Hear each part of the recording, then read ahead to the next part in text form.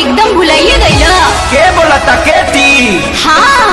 अरे कैसन बजे हमारे जवानी के खेती? हमार तो कटता। हर कटता हमारे में होली में पिचकारी दिनों रात खटता। एकदम बिगड़िए गई बड़ा। अरे तो बिगाड़ के तो इनू गई बड़ी।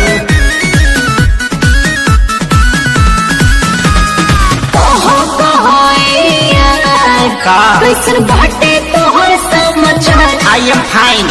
भगवान सखी के संगे लुटा तरानू लहर। मजा है मजा है। कैसन बाटे तोहर समाचार? सखी के संगे लुटा तरानू लहर। हरे रंग से खेला से ना गोली लगावत गिरी सवारी हो। रंग से खेला से ना गोली लगावत गिरी सवारी हो। ये जान तो हर सखी सहजो तोहरो सदी सवारी हो। अरे वाह। ये जान तो हर सखी सहजो तोहरो सदी सवारी हो। ए जान तो के कैसे बताई कि तू इतना निर्मल काम करके गई बड़ू? तहर कुकुरिया अदा कैसे करी समझ में नहीं खेवा। एक बार और गलती हो रहा है क्या? अरे कुकुरिया होता है। अरे डिप्रेशन का ऑपरेशन हो चुका है पगला। अच्छा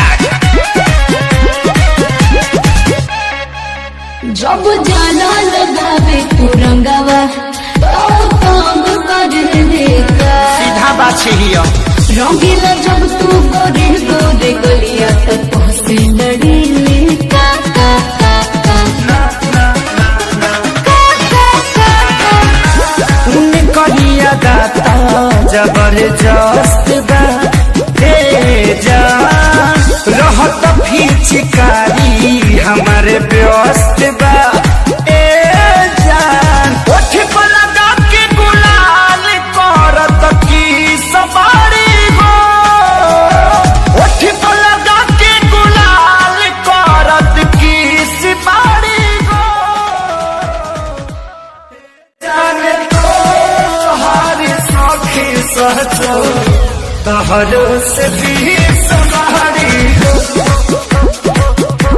ए जाने तो हर सखी सहजो तोहरो से भी सवारी हो। सुनाओ हमार तो सब जान गए, कुछ अपनो बताओ। अगुआ के पुआ हुआ खाता रू की ना? हाथ तो पानी बाकी नहीं हर वाला टेस्ट नहीं थे। सूरजमुखी के तेल हका